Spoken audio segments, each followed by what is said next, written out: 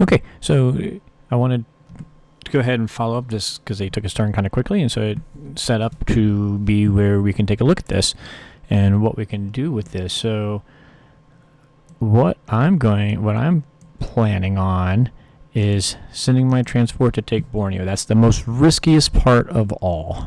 It's going to be a 50% shot because I got 2 infantry on here. So it's 2 infantry versus his 1 infantry. I really, really, really want to take it. If we take that, that'll be huge for us because UK's got infantry, artillery, and 2 bombers that can work on DEI, so that's a much more reasonable take. But if you notice, he centralized to 61. He didn't... Oops, wrong button. He just bought ground troops for shucking, so his plan is just to sit there and shuck at this point. So that gives me some opportunity here. He's only got his 4 transports. Didn't buy any more air or boats. And we already had him pretty close to dead zone. So what I can do is this destroyer can make it to 36. This destroyer can make it to 48. If I take both of these, then he can't take them back on J3, which means I get them both for a second round, and he has to come down here to J4. Meanwhile, UK actually is still pretty strong, even without the destroyer. I can build 2 fighters and a bomber next turn, and I very well may, in India.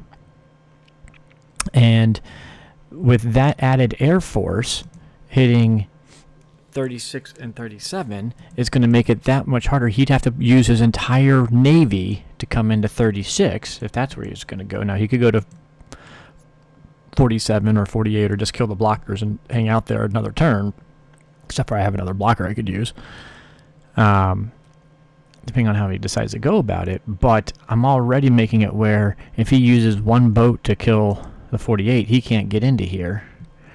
And then next turn I'll be able to build more. So unless he builds some air or some boats, UK's actually going to take the advantage on him while holding these 2 islands. So this is to add to this, because he needs to get this fleet down here to safely take these without the UK just smoking him. I'm going to actually take carrier, destroyer, battleship back up here to 57, and I'm dropping a transport. So while he goes this way, I've got a little mini US fleet that can harass him up here. In particular, I'll have 2 fighters and a sub that can hit 62, and then the battleship and destroyer that also could hit 60. So I'm really trying to limit his ability to build boats as well. So, like I said, he may just use his destroyer and his sub to clear the 2 blockers. If he does, that means I've got 2 subs sitting here, and he's going to have to build destroyers, and he'll have to move part of his fleet back up this way, which means they're not going to get down this way to protect them from my US fleet.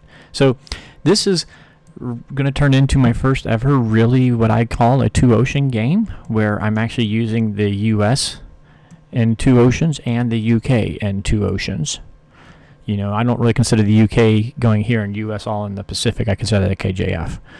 But this is the first time I'm using the US to harass Germany. Of course, all of this is coming at a slower KGF approach, so I may end up costing myself the game just because I'm not getting as much